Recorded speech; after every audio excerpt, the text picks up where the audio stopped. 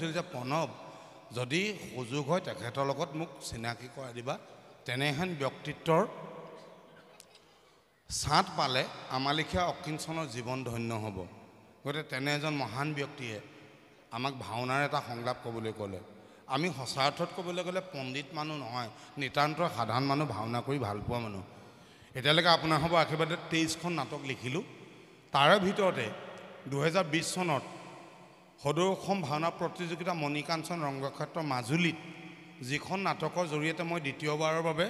শ্ৰেষ্ঠ নাট্যকাৰৰ সন্মান লাভ কৰিছিলোঁ সেই নাটকখনৰ নাম আছিল দুৰ্যোধনৰ অশ্বমেধযজ্ঞ কুৰ্মবলী পতন নাটকখন মহাভাৰতৰ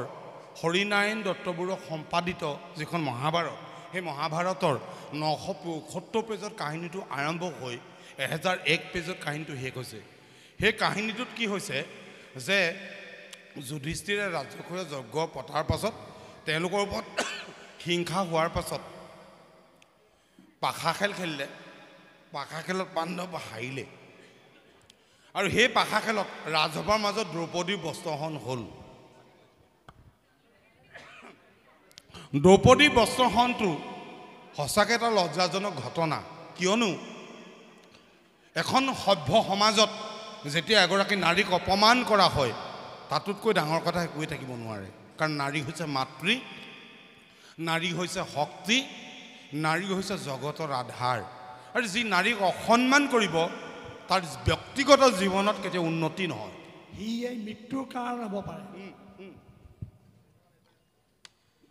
তাৰ উদাহৰণ দুষাৰখন কিন্তু দ্ৰৌপদীৰ বস্ত্ৰহৰণৰ কাৰণে গান্ধাৰীয়ে মনত ইমানেই বেজাৰ পালে সৰ্বশেষতে চিন্তা কৰি জগৰীয়া পালেগৈ নিজৰ স্বামী ধৃতৰাষ্ট্ৰক কেলে মানি লৈছোঁ দুৰ্যোধনে বেয়া কাম কৰিলে দুষাৰখনে বেয়া কাম কৰিলে চবে বেয়া কাম কৰিলে কিন্তু তুমিতো ৰজা তোমাৰ ৰাজসভাত নাৰী এজনী এনেকুৱা অপমান হৈছে তুমি চকুৱে নেদেখিলে কি হ'ল মনৰ চকুৰেতো তুমি দেখিছা কেলে বাধা নিদিলা সেইকাৰণে খঙত উপায় নোহোৱা হৈ গান্ধাৰীয়ে ধৃতৰাষ্ট্ৰক মাতবোল কৰিবলৈ বন্ধ কৰি দিলে এতিয়া অন্ধ মানুহজনে জীয়াই থাকে কেৱল শব্দৰ ওপৰত নিৰ্ভৰ কৰি শব্দটোকে যদি নাপায় তাকো নিজৰ পত্নীৰ পৰা তেওঁ কেনেকুৱা অতিষ্ঠ হয় সেইকাৰণে অতিষ্ঠ হৈ ধৃতৰাষ্ট্ৰই গান্ধাৰীক কৈছে গান্ধাৰী পঞ্চপাণ্ডৱৰ বনলৈ প্ৰস্থানৰ লগে লগে তোমাৰো কি বাক শক্তিয়ে কৰিলে প্ৰস্থান আজি কেইবাদিনৰ পৰা নিৰীক্ষণ কৰিছোঁ তোমাক স্বামী সমেও বাৰ্তালাপ নকৰা কিয় তুমি মই দৃষ্টিহীন শব্দইতো মোৰ একমাত্ৰ আশ্ৰয় এই আশ্ৰয়ৰ পৰা তুমি মোক বঞ্চিত নকৰিবা গান্ধাৰী তুমি মোক বঞ্চিত নকৰিবা তেতিয়া গান্ধাৰী কৈছে তেন্তে মোক কওক আৰ্যপুত্ৰ দুষাৰখনে কেক্স পৰীক্ষা কৰোঁতে সতীৰ নিৰ্বাস হৈ আছিলে কিয় পুতলা সদৃশ দুষাৰখনে বস্ত্ৰহৰণ কৰোঁতে দ্ৰৌপদীৰ বাকশক্তি লোপ কিয় পাইছিল আপোনাৰ ইতিহাসে দুষাৰখনক দুখিব যিমান আপোনাকো তদ্ৰূপ দুখিব সিমান সেয়েহে মই কৰিছোঁ সংকল্প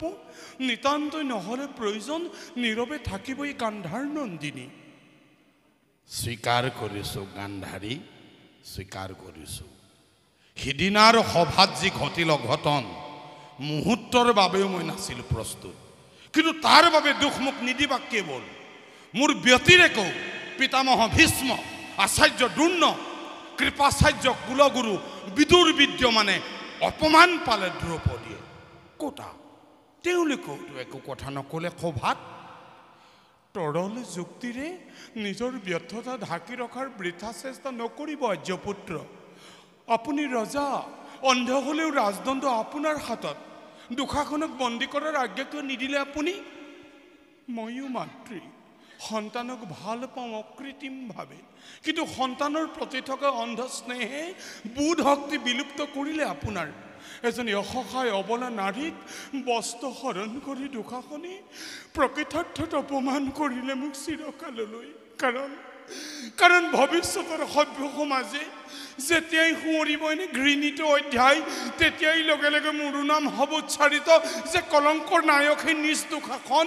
অংকুৰিত হৈছিল এদিন মোৰেই গৰ্ভত নীৰবে সহ্য কৰি দ্ৰৌপদীৰ এই অপমান ঘৃণাৰ পাত্ৰ কিয় কৰিলে গান্ধাৰীকে কিয় আৰ্যপুত্ৰ কিয় দুখত দণ্ড পাপত প্ৰায়শ্চিত্ত গান্ধাৰী বৰদান কৰি মই সিদিনাৰ সভাতেই পাপৰ প্ৰায়শ্চিত্ত মই কৰিলি নিশ্চয় ৰাজ্যৰ সহিতে সকলোটি ঘূৰাই দিলো পঞ্চ পাণ্ডৱক কিন্তু দুখীৰ দণ্ড কি কৰিলে বিধান নিজ পুত্ৰ হলেওতো দুৰ্যোধন দুখাখন হয় অপৰাধী ও ন্যায় শাস্ত্ৰ অৰ্থহীন তেন্তে পুত্ৰৰ বাবে প্ৰণাম পিতা মাতা দুৰ্যোধন আহিলে সশ্ৰদ্ধ প্ৰণাম মুৰি নিভাজিয়াৰ অকপতে কৰিব গ্ৰহণ ধৃতৰাষ্ট্ৰই নিজৰ পুত্ৰক খুব ভাল পায় সেইকাৰণে ক'লে যশস্বী ভৱ বাচা যশস্বী ভৱ কিন্তু গান্ধাৰীটো খং উঠি আছে তাক আশীৰ্বাদ দিবলৈ মনেই নাই সেইকাৰণে আশীৰ্বাদ নিদিয়া দেখি সি মাকৰ কাষলৈ গৈ ক'লেগৈ সন্তানক আশীৰ্বাদ নকৰা জননী তাক গান্ধাৰীয়ে কওঁ নকওঁ কৈ ক'লে যথা ধৰ্ম তথা জয় অৰ্থাৎ য'তেই ধৰ্ম থাকিব ত'তেই জয় হ'ব এই আশীৰ্বাদটো শুনাৰ লগে লগে দুৰ্যোধনৰ তেজ উঠলি উঠে সেইকাৰণে কৈছে যথা ধৰ্ম তথা জয় শুনা মাতা যদ্যপি শুনা পাওঁ তোমাৰ মুখত যথা ধৰ্ম তথা জয় আশীষ বাণী উত্তপ্ত ৰক্তচুত প্ৰবাহিত হয় মোৰ দেহৰ প্ৰতি ধমনীত জগতৰ বুজাহী ঋষিমুনিগণে ধৰ্মৰ যি পৰিভাষা কৰিছে প্ৰচাৰ তেনে ধৰ্মৰ নামত মই শতবাৰ কৰো পদাঘাত যাৰ জন্মৰ অন্তৰালত আছে এটা দীৰ্ঘ প্ৰশ্ন চিহ্ন এই পঞ্চ পাণ্ডৱকেই ধৰ্মৰ সন্তান বুলি প্ৰচাৰ কৰে আজি ঋষিমুনিগণে তোমাৰ ক্ষেত্ৰতো যদি ধৰ্মৰ পৰিভাষা হয়তদ্ৰূপ তেনে আশে কদাপিতো নিবিচাৰো মই জানো চন্দ্ৰবংশী ৰাজা মই দুৰ্যোধন বিস্তাৰ কৰি ৰাজ্যৰ চৌসীমা মোৰ ভালদৰে পালিম প্ৰজাক ৰক্ষা কৰিম প্ৰজাগণক বহিঃশত্ৰুৰ পৰা এইয়ে মাত্ৰ ধৰ্ম দুৰ্যোধনৰ তাৰ পৰা বিন্দু মানো মই নহওঁ বিচ্যুত লাঞ্চিতা হয় নাৰী মোৰ পুত্ৰৰ সভাত সতী নাৰীৰ কেশ স্পৰ্শ কৰে তোৰ এই ভাতৃয়ে তোৰ সন্মুখত দুৰ্যোধন কিয় তই ধৰ্মপত্নী বিসৰ্জন কিয় তই যুধিষ্ঠিৰৰ দৰে সত্য আৰু ন্যায়ৰ পথ নকৰ অনুসৰণ যুধিষ্ঠিৰ ধৰ্ম শুনা মাতা ধৰ্মৰ সন্তান যদি হয় যুধিষ্ঠিৰ তেন্তে পাশা খেলত পণ কিয় ৰাখে নিজ পত্নীক তোমাৰ বাবে হ'ব পাৰে কুলবধূ দ্ৰৌপদ নন্দিনী কিন্তু সেই নাৰীক মই কদাপিতো নকৰো স্বীকাৰ ৰহস্যৰে আবৃত পঞ্চ পাণ্ডৱৰ জনম কাহিনী তাৰ সময় সংযুক্তা দ্ৰৌপদবালা ব্যভিচাৰী অহংকাৰী অতিকে গৰ্বিনী মনত পেলোৱা মাতা মনত পেলোৱা সখামুৰ মহাৰথী কৰ্ণ মহাবীৰ স্বয়ম্বৰ সভাত সুতপুত্ৰ বুলি কৰি অপমান নকৰিলে যোগ্যজনক বৰমাল্য দান ৰাজহুৱে যজ্ঞ পাতি নিমন্ত্ৰণ কৰি তোমাৰ এই জ্যেষ্ঠ পুত্ৰক অপমান কৰিলে কিদৰে অন্ধৰ পুত্ৰ হেনো অন্ধ সেইবাবেই শুনা মাতা সিদিনা ইন্দ্ৰপ্ৰস্থত মনে মনে কৰিলোঁ মই প্ৰতিজ্ঞা ভীষণ যে পিতৃ নিন্দাকাৰী সেই নাৰীৰ চৰিত্ৰ